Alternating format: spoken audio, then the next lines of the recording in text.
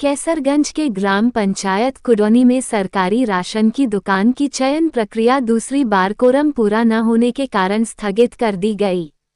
भेदभाव का आरोप लगाते हुए ग्रामीणों ने हंगामा शुरू कर दिया। ग्रामीणों की भारी भीड़ पंचायत कार्यालय पर जमा रही। कोटे के चयन प्रक्रिया को देखते हुए पंचायत भवन पर भारी संख्या में पुलिस फोर्स तैनात रही। कैसरगंज विकास खंड के ग्राम पंचायत कुडौनी में मंगलवार को सरकारी राशन की दुकान के चयन को लेकर चुनाव होना था। चुनाव के लिए दो पक्षों ने अपनी अपनी जोर आजमाइश शुरू कर दी। कोटे की चयन प्रक्रिया को देखते हुए गांव के पंचायत भवन पर भारी पुलिस बल की तैनाती की गई थी। चुनाव कराने के लिए ग्राम पंचायत सचिव कृष्ण मोहन त्रिपाठी और पर्यवेक्षक प्रेम शंकर सारस्वत ग्राम पंचायत कार्यालय पहुंचे। ग्राम प्रधान जासिया बेगम के बीमार होने के कारण कोरम पूरा न होने की बात को दूसरी बार सरकारी राशन की दुकान चयन प्रक्रिया को स्थगित कर दिया गया। चुनाव स्थगित करने से उपस्थित ग्रामीणों ने हंगामा शुरू कर दिया। सेक्रेटरी और पर्यवेक्षक पर प्रधान से मिलीभगत का आरोप लगाते हुए तहसील प्रशासन से तहसील के सक्षम अधिकारी की देखरेख में चुनाव कराने की मांग की है।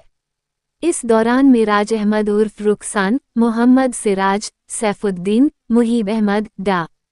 गौसुल आजम, फखरुल हसन, छब्बन खां, मास्टर लईक, चमन समेत सैकड़ों लोग उपस्थित रहे।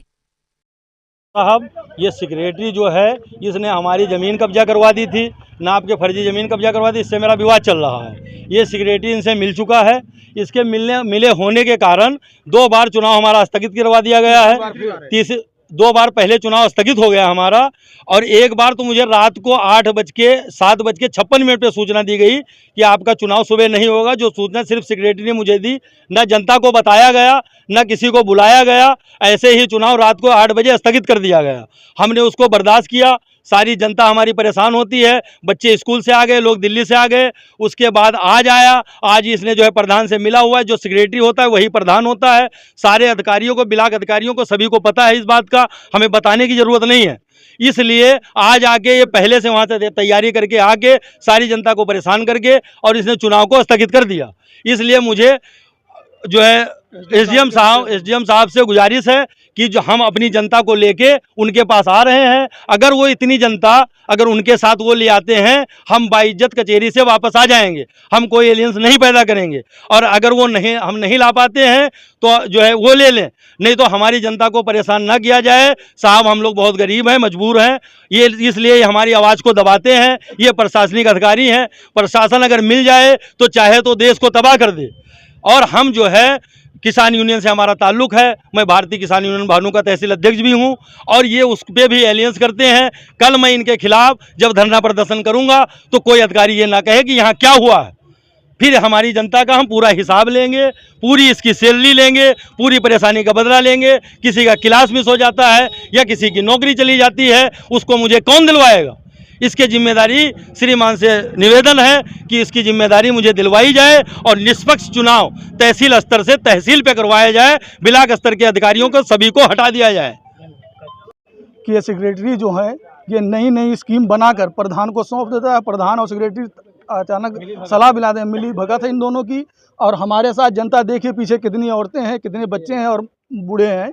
ये सारी जनता हमारी तरफ है। अगर ये प्रधान की तरफ होती या विपक्ष में होती तो कतई चुनाव पहले दिन ही हो जाता।